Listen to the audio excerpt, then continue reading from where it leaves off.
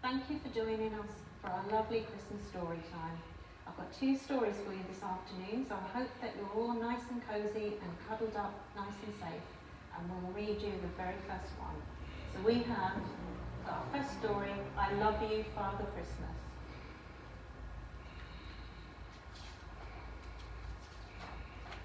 I love you, Father Christmas, in your big red suit, with your bright silver buckle and your black shiny boots. Your beard looks amazing, and yes, you're rather fat, but you probably just like eating, and there's nothing wrong with that. I love your pretty reindeer flying fast across the skies. I'll leave them all some carrots and some yummy mince pies. I love you, Father Christmas, and I promise I've been good, and I'm not just saying that because I know I should. I've tried every day to be as helpful as can be. I've said my please and thank yous, and I always eat my tea. I played very nicely with all the girls and boys. I've kept my bedroom tidy, and I've tried to share my toys. And I know I'm very lucky with the way my life has been, but it's just, I do like presents, if you're getting what I mean. So, lovely Father Christmas, if you visit us tonight, I swear there'll be no peeping and we'll switch off every light. Yes, I love you, Father Christmas. You're the best, you are. Yippee! Oh, I hope you like this letter with lots of love from me. Oh, that was a really lovely, sweet story. Now, we have a second one for you called Santa is Coming to Portsmouth. So we see what happens. I think it's quite a tale. There we are. Right, let's go. Santa. Well, boomed Santa, have all the children from Portsmouth been good this year?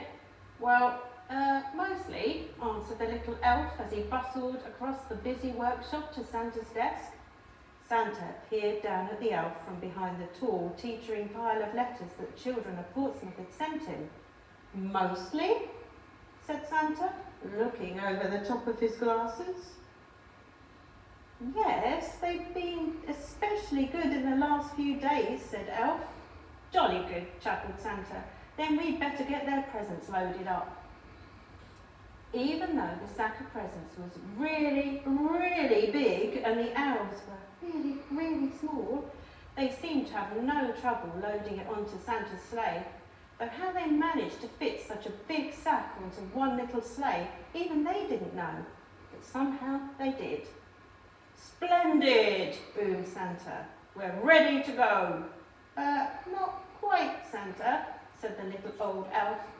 One of our reindeer is missing. Missing? Which reindeer is missing? Asked Santa. The youngest one, Santa, said the elf. It's his first flight tonight. I've called him and called him, but just then a young reindeer strolled up munching on a large carrot. Where have you been? Asked Santa.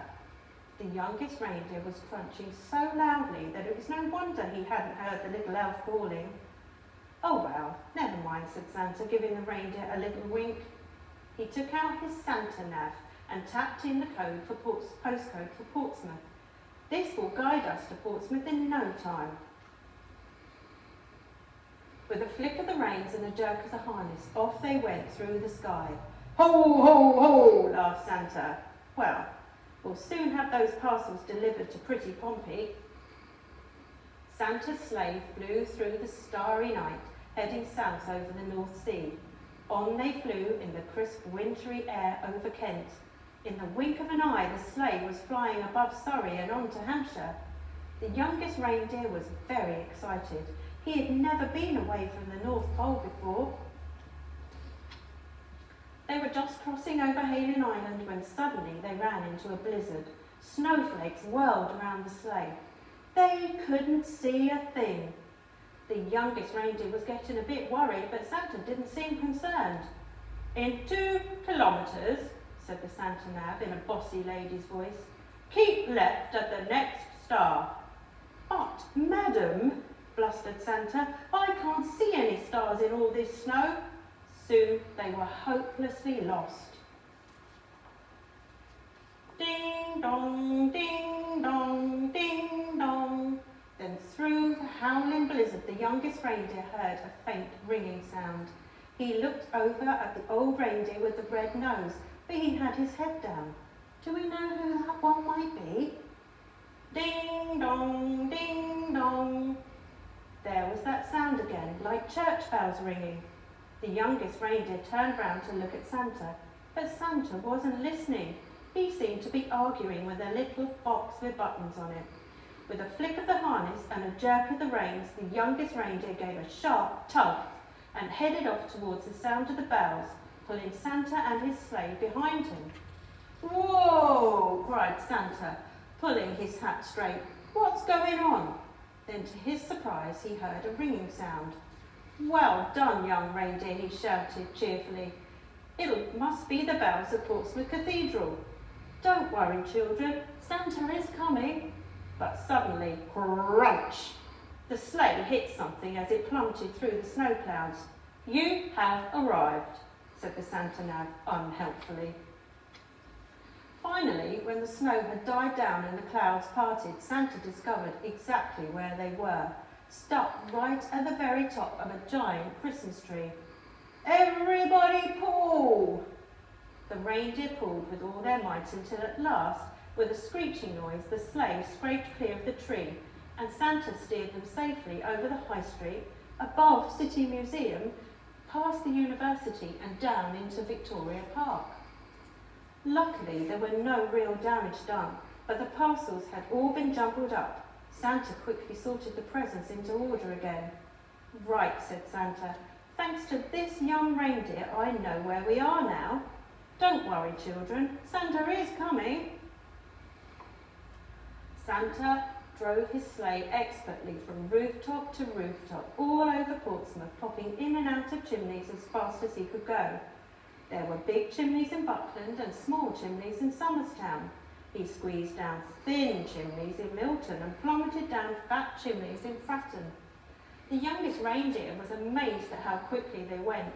Santa never seemed to get tired at all, and it looked like the children in Portsmouth were going to be very lucky this year, but the youngest reindeer was starting to feel a bit weary and quite hungry too. In house after house, Santa delved inside his sack for parcels of every shape and size. He piled them under the Christmas trees and carefully filled up stockings with surprises. In house after house, the good children of Portsmouth had left out a large mince pie, a small glass of something, and a big, crunchy carrot. Santa took a little bite of each mince pie, a tiny sip of something, wiped his beard and popped the carrots into his sack. From Hilsey to Southsea, from Old Portsmouth to Eastney, from Cosham to Cockner and all the places in between, Santa and his sleigh visited every house in Portsmouth. Santa delivered presents to Elfie, Ava, Ben, Brooke, Charlie, Chloe. The list went on and on. Zach, Zara, Zibble, that must be a spelling mistake. Finally, Santa had delivered the last present on his long Portsmouth list. "Great moons and stars," sighed Santa. "It's past midnight and my sack seems as heavy as ever. I hope I haven't forgotten anyone."